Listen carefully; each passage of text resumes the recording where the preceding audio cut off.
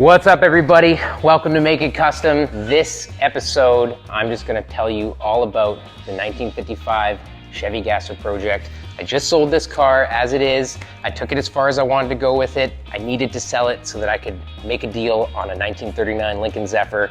That's coming up next. But what I wanted to do is take the opportunity to talk a little bit about wheeling and dealing. Half the fun of building cars for me is just finding the parts to build them, dreaming up how they're gonna go together. So buying and selling parts is something I just love doing. You know, there's a certain bit of dopamine hit, adrenaline rush, whatever you wanna call it, that happens when you go to a property, you see the car for the first time, and you think about what you can do with it. And the same thing goes for finding those parts and pieces that put it together to be the car that you imagine it's gonna be. So this case, I bought a 1955 Chevy Belair 4-door from this really nice old lady in Vernon. Her name's Teresa. If she's watching, hey Teresa, thank you so much for the car. I did do some work to it. It looks a little different than you remember it, and it's gonna see the road again. Basically, yeah, the whole point of buying this car for me was to buy it, build it, and sell it. I wanted to build it into a complete car and go rip it up and down the road a little bit, but you know, it's as good as cash, and this other car came up, so I had to make the choice. But I still got to play with this thing. So I tell a lot of people that it's not about having all the toys in the world, it's more about playing with all the toys in the world. So this way I get to play with more toys. So the 1955 Chevy GASSER project, I got $19K for this car as is. So I did the conversion, all that metalwork's done, the door pillars all in. The car comes with all the pieces that I collected, which includes 454, the tunnel ram, headers, all the goodies, the straight axle, the Super T10 trans, 9-inch scatter shield. I got all the major parts that were necessary to build the kind of car that I wanted to build. So I'm gonna just go over it with you. My beginning objective was to do this car for less than 10 grand cash money out of pocket. That was the goal. I thought that would be a cool thing to hit and a bit of a challenge to make it a little bit more interesting. So I bought the car for 2,800 bucks. I bought the axle for 100 bucks. I bought the trans for 1,800 bucks. It's a low miler. It's I spent money on it, but it's a 39,000 original mile, 1976 Corvette, big block, Super T10 trans. So scatter shield, 150 bucks. The rear end I got for 150 bucks. A buddy gave me the third member center section when he was moving, and then I was like, oh sure, yeah, I'll take that. And then the housing came up with the brakes and the axle and no center section. Big bearing 9-inch for 150 bucks. So scored on that. Always just keep your eyes open. You know, I watch Marketplace all the time. Just, you know what things cost. When a good deal comes, get it. Let's move this along. So the wheels, I've got Fenton 3.5-inch wide, 15-inch front runners, Krager 15x10 or 15x11 rears, slots. And these were pricey. It was hard for me to just buy them. You know, this was stuff I was collecting on the side, so it's not like I got cash to burn to do all this. So wheeling and dealing really helps to make it happen. So the wheels, I think they're worth a lot more than I paid, but it was still difficult. I got the guy down to 1,600 bucks for the set of wheels, and the rear tires are new. Front tires are nice, but not new. So 1,600 bucks. I always ask guys like this that sound like they're, you know, they got a lot of parts, like what else do you got for sale? Just in case, maybe there's another good deal that you could flip to make a little bit more money for more parts. So this guy says, yeah, I got this axle. I got a straight axle. I got a straight axle from my Anglia drag car, which all these wheels were on. And I said, sweet. How much do you want for that? He told me about it. It's ready to run.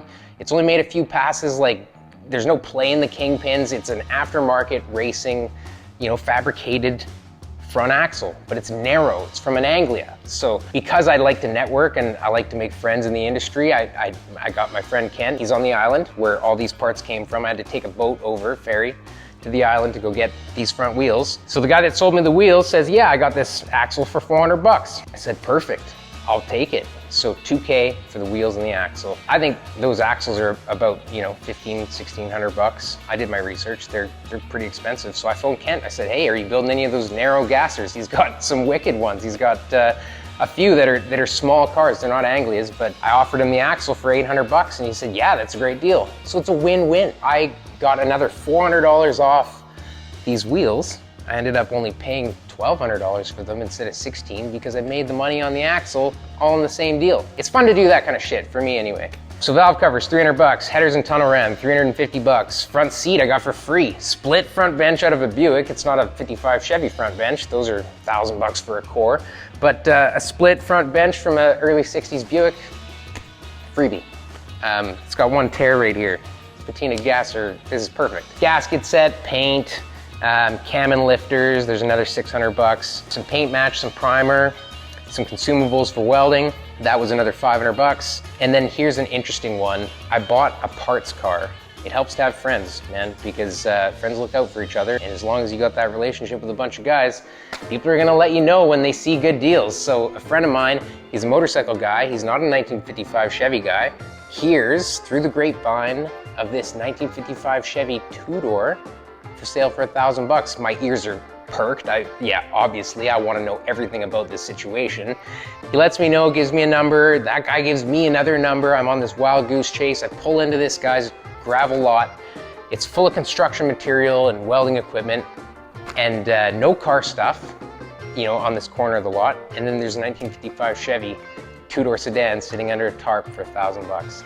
Car was cut up as an old race car, but it exists and it was worth way more than that. I mean, I would have paid that for the doors and the garnish moldings if they're in really, really nice shape, but that's why I bought the car. I wanted the doors and the garnish moldings so that I could do this one, because this car was in better shape than that one. And then I still sold the car in the end. So I'm gonna get to the things I sold in a second. We're just gonna add up the things I paid for. So I bought that car for 1,000 bucks. In total, I spent 9,750 bucks, and that's not making that shit up. That's actual numbers. 9,750 bucks for everything you see here, and some things you don't see because I sold a bunch of it. This original seats out of this four-door I sold for 140 bucks. The radiator I got 40 bucks for. The trim of the door panels I got 300 bucks. It had some 15x7 rally wheels on it. Got 500 bucks for those. They're FW code. They're not super special, but they're still good. Trim door panels, wheels, 500 bucks. Front bumper, gassers don't need front bumpers, 200 bucks.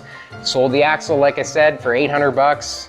The axle that came with the wheels for 2K. And then I got 4 grand for the parts car because it was a two-door sedan. It was a true two-door sedan. It was actually pretty solid, but it was missing some stuff because it had been cut up to be a race car. It was missing a trunk floor. The frame that came with it was obviously not the original frame that it would have raced with. It would have had a cage and a bunch of stuff, but the frame that it came on was decent. It had ball joint extenders and some nice leaf springs, and it was painted. It was a good deal at 4 grand. I had tons of guys asking for it. Ended up a guy from, Josh, Shade Tree Mechanical. He's got a YouTube channel, by the way, Josh at Shade Tree Mechanical. He bought my 1955 Chevy. Now I've got a friend in Alberta, and he built that car in a week and drove it home. You can check that out on his YouTube. That's what he did. So it's a win-win, right? You know, I made great money on selling the car to him, but he got exactly the car he wanted, and now he's got a 55 Chevy, and anyway. So I sold all those parts, seats, radiator, trim, door panels, wheels, front bumper, the axle, and the parts car, and the engine and tranny out of this, I forgot to mention, for another 400 bucks. So I made, back on my $9,750 buyouts, what I bought for 9,750 bucks, I got to turn around and sell the stuff that I didn't actually need to use for 5,980 bucks. Actually, scratch that because I forgot to include the engine and trans. That was another 400 bucks. So what is that? 6,380 bucks I got back. That's not a brag, that's just like, that's what is possible if you wheel and deal for your project. Maybe you know, like, it takes a lot of networking connections and time to do this stuff, but man, it can be worth it. So always look for ways that you can make a little bit money back on your parts instead of leaving them, you know, cluttering up your shop. So in total, I'm actually into this car for $3,370. You can add another 1,000 onto that or so for little things. The fuel to go get the car, it was hours and hours away. The engine shouldn't have been a freebie. That was probably a grand value right there. My brother gave me the motor, just awesome. Yeah, so what? I'm into the car for under 5K. And I got the 19 grand for it, so it's actually worth the amount of time it took me to do all those fun things that I enjoy doing anyway. So it was just a win-win-win. Lots of people got to finish their projects because of the parts I sold them. I got to assemble this, and right at the perfect time.